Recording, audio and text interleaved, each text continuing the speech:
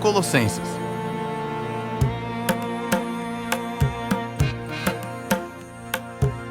Capítulo 1.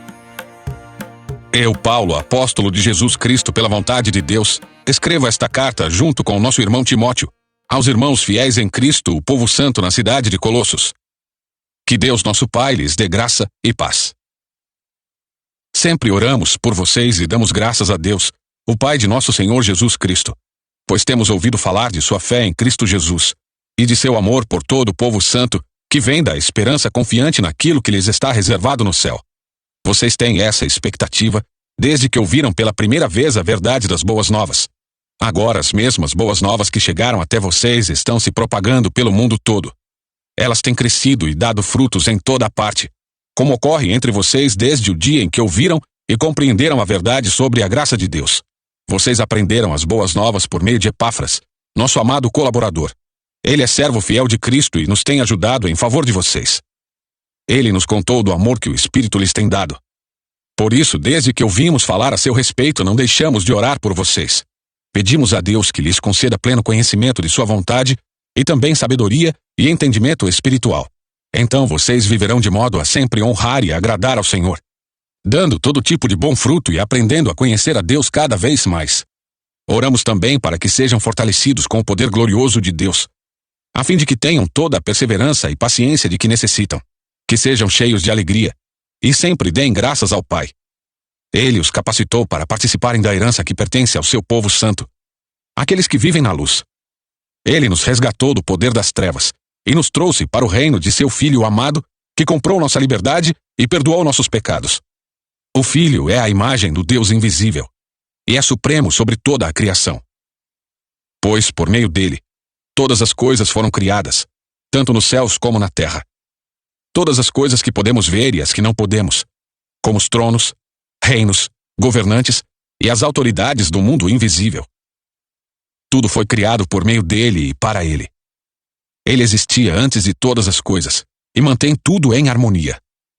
Ele é a cabeça do corpo, que é a igreja. Ele é o princípio, supremo sobre os que ressuscitam dos mortos. Portanto, ele é primeiro em tudo, pois foi do agrado do Pai que toda a plenitude habitasse no Filho, e por meio dele, o Pai reconciliou consigo todas as coisas. Por meio do sangue do Filho na cruz, o Pai fez as pazes com todas as coisas, tanto nos céus como na terra. Isso inclui vocês, que antes estavam longe de Deus, eram seus inimigos, dele separados por seus maus pensamentos e ações. Agora, porém, ele os reconciliou consigo por meio da morte do Filho no corpo físico. Como resultado, vocês podem se apresentar diante dele santos, sem culpa e livres de qualquer acusação. É preciso, porém, que continuem a crer nesta verdade e nela permaneçam firmes. Não se afastem da esperança que receberam quando ouviram as boas novas, que foram anunciadas em todo o mundo e que eu, Paulo, fui designado servo para proclamar. Alegro-me quando sofro por vocês em meu corpo, pois participo dos sofrimentos de Cristo, que continuam em favor de seu corpo, a igreja. Deus me deu a responsabilidade de servir seu povo, anunciando-lhes sua mensagem completa. Essa mensagem foi mantida em segredo por séculos e gerações, mas agora foi revelada ao seu povo santo. Pois Deus queria que eles soubessem que as riquezas gloriosas desse segredo também são para vocês, os gentios. E o segredo é este: Cristo está em vocês, o que lhes dá a confiante esperança de participar de sua glória. Portanto, proclamamos a Cristo, advertindo a todos e ensinando a cada um com toda a sabedoria, para apresentá-los maduros em Cristo. Por isso trabalho e luto com tanto esforço, na dependência de seu poder que atua em mim. Capítulo 2. Quero que saibam quantas lutas tenho enfrentado por causa de vocês, e dos que estão em Laodiceia, e por muitos que não me conhecem pessoalmente. Que eles sejam encorajados e unidos por fortes laços de amor, e tenham plena certeza de que entendem o segredo de Deus, que é o próprio Cristo. Nele estão escondidos todos os tesouros de sabedoria e conhecimento. Eu lhes digo isso para que ninguém os engane com argumentos bem elaborados. Pois embora eu esteja longe, meu coração está com vocês. E eu me alegro de que estejam vivendo como devem, e de que sua fé em Cristo seja forte. E agora, assim como aceitaram Cristo Jesus como Senhor, continuem a segui-lo. Aprofundem nele suas raízes, e sobre ele edifiquem sua vida. Então sua fé se fortalecerá na verdade que lhes foi ensinada, e vocês transbordarão de gratidão. Não permitam que outros os escravizem, com filosofias vazias e invenções enganosas provenientes do raciocínio humano, com base nos princípios espirituais deste mundo e não em Cristo. Pois nele habita em corpo humano toda a plenitude de Deus. Portanto, porque estão nele, o cabeça de todo governante e autoridade, vocês também estão completos. Em Cristo vocês foram circuncidados, mas não por uma operação física e sim espiritual, na qual foi removido o domínio de sua natureza humana. No batismo vocês foram sepultados com Cristo, e com ele foram ressuscitados para a nova vida por meio da fé no grande poder de Deus, que ressuscitou Cristo dos mortos.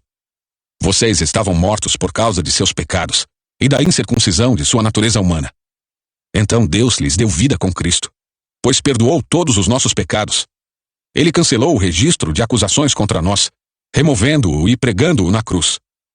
Desse modo desarmou os governantes e as autoridades espirituais, e os envergonhou publicamente ao vencê-los na cruz. Portanto, não deixem que ninguém os condene pelo que comem ou bebem, ou por não celebrarem certos dias santos, as cerimônias da lua nova ou os sábados, pois essas coisas são apenas sombras da realidade futura, e o próprio Cristo é essa realidade. Não aceitem a condenação daqueles que insistem numa humildade fingida e na adoração de anjos, e que alegam ter visões a respeito dessas coisas. A mente pecaminosa deles os tornou orgulhosos, e eles não estão ligados a Cristo, que é a cabeça do corpo. Unido a ele por meio de suas juntas e seus ligamentos, o corpo cresce, à medida que é nutrido por Deus. Vocês morreram com Cristo, e ele os libertou dos princípios espirituais deste mundo. Então por que continuar a seguir as regras deste mundo que dizem: não mexa, não prove, não toque? Essas regras não passam de ensinamentos humanos sobre coisas que se deterioram com o uso. Podem até parecer sábias, pois exigem devoção, abnegação e rigorosa disciplina física, mas em nada contribuem para vencer os desejos da natureza pecaminosa. Capítulo 3. Uma vez que vocês ressuscitaram para uma nova vida com Cristo, mantenham os olhos fixos nas realidades do alto, onde Cristo está sentado no lugar de honra à direita de Deus. Pensem nas coisas do alto e não nas coisas da terra, pois vocês morreram para esta vida, e agora sua verdadeira vida está escondida com Cristo em Deus. E quando Cristo, que é sua vida, for revelado ao mundo inteiro, vocês participarão de sua glória. Portanto, façam morrer as coisas pecaminosas e terrenas que estão dentro de vocês. Fiquem longe da imoralidade sexual, da impureza, da paixão sensual, dos desejos maus e da ganância, que é a idolatria. É por causa desses pecados que vem a ira de Deus. Vocês costumavam praticá-los, quando sua vida ainda fazia parte deste mundo. Mas agora é o momento de se livrarem da ira, da raiva, da maldade, da maledicência e da linguagem obscena. Não mintam uns aos outros, pois vocês se despiram de sua antiga natureza e de todas as suas práticas perversas. Revistam-se da nova natureza e sejam renovados à medida que aprendem a conhecer seu Criador e se tornam semelhantes a Ele. Nessa nova vida, não importa se você é judeu ou gentil, se é circuncidado ou incircuncidado, se é inculto ou incivilizado, se é escravo ou livre. Cristo é tudo o que importa e Ele vive em todos. Visto que Deus os escolheu para ser seu povo santo e amado, revistam-se de compaixão, bondade, humildade, mansidão e paciência. Sejam compreensivos uns com os outros e perdoem quem os ofender.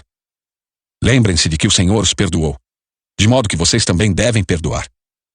Acima de tudo, revistam-se do amor que une todos nós, em perfeita harmonia. Permitam que a paz de Cristo governe o seu coração, pois como membros do mesmo corpo, vocês são chamados a viver em paz. E sejam sempre agradecidos. Que a mensagem a respeito de Cristo em toda a sua riqueza preencha a vida de vocês. Ensinem e aconselhem uns aos outros com toda a sabedoria. Cantem a Deus salmos, hinos e cânticos espirituais com o coração agradecido. E tudo o que fizerem ou disserem, façam em nome do Senhor Jesus, dando graças a Deus o Pai por meio dele. Esposas, sujeite-se cada uma a seu marido, como é próprio a quem está no Senhor. Maridos, ame cada um a sua esposa e nunca a trate com aspereza. Filhos, obedeçam sempre a seus pais, pois isso agrada ao Senhor. Pais, não irritem seus filhos, para que eles não desanimem. Escravos, em tudo obedeçam a seus senhores terrenos, Procurem agradá-los sempre, e não apenas quando eles estiverem observando. Sirvam-nos com sinceridade por causa de seu temor ao Senhor. Em tudo que fizerem, trabalhem de bom ânimo, como se fosse para o Senhor e não para os homens. Lembrem-se de que o Senhor lhes dará uma herança como recompensa, e de que o Senhor a quem servem é Cristo. Mas se fizerem o mal, receberão de volta o mal, pois Deus não age com favoritismo. Capítulo 4.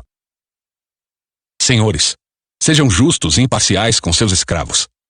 Lembrem-se de que vocês também têm um Senhor no céu. Dediquem-se à oração com a mente alerta e o coração agradecido. Orem também por nós, para que Deus nos dê muitas oportunidades de falar do segredo a respeito de Cristo. É por esse motivo que sou prisioneiro. Orem para que eu proclame essa mensagem com a devida clareza. Vivam com sabedoria entre os que são de fora e aproveitem bem todas as oportunidades. Que suas conversas sejam amistosas e agradáveis, a fim de que tenham a resposta certa para cada pessoa. Tíquico, irmão amado e colaborador fiel que trabalha comigo na obra do Senhor, lhes dará um relatório completo de como tenho passado. Eu o envio a vocês, exatamente com o propósito de informá-los do que se passa conosco e de animá-los. Envio também Onésimo, irmão fiel e amado, que é um de vocês. Ele e Tíquico lhes contarão tudo o que tem acontecido aqui. Aristarco, que é prisioneiro comigo, lhes envia saudações e assim também Marcos, primo de Barnabé. Conforme vocês foram instruídos, se Marcos passar por aí, recebam-no bem. Jesus, chamado Justo, também manda lembranças. Esses são os únicos irmãos judeus entre meus colaboradores. Eles trabalham comigo para o reino de Deus e têm sido um grande conforto para mim. Epáfras, que é um de vocês e servo de Cristo Jesus, lhes envia saudações. Ele sempre ora por vocês com fervor, pedindo que sejam maduros e plenamente confiantes de que praticam toda a vontade de Deus. Posso lhes assegurar que ele tem se esforçado grandemente por vocês, e pelos que estão em Laodiceia e em Hierápolis. Lucas, o médico amado, lhes envia saudações, assim como Demas. Mandem minhas saudações a nossos irmãos em Laodiceia, e também a Ninfa, e à igreja que se reúne em sua casa. Depois que tiverem lido esta carta, enviem-na à igreja em Laodiceia, a fim de que eles também possam lê-la. E vocês, leiam a carta que eu escrevi para eles. E digam a Arquipo: cuide em realizar o ministério que o Senhor lhe deu. Esta é minha saudação de próprio punho. Paulo. Lembrem-se de que estou na prisão. Que a graça de Deus esteja com vocês. Chegamos ao final dessa leitura. Deixe seu like, se inscreva no canal e compartilhe as escrituras através desse vídeo. Te vejo na próxima leitura.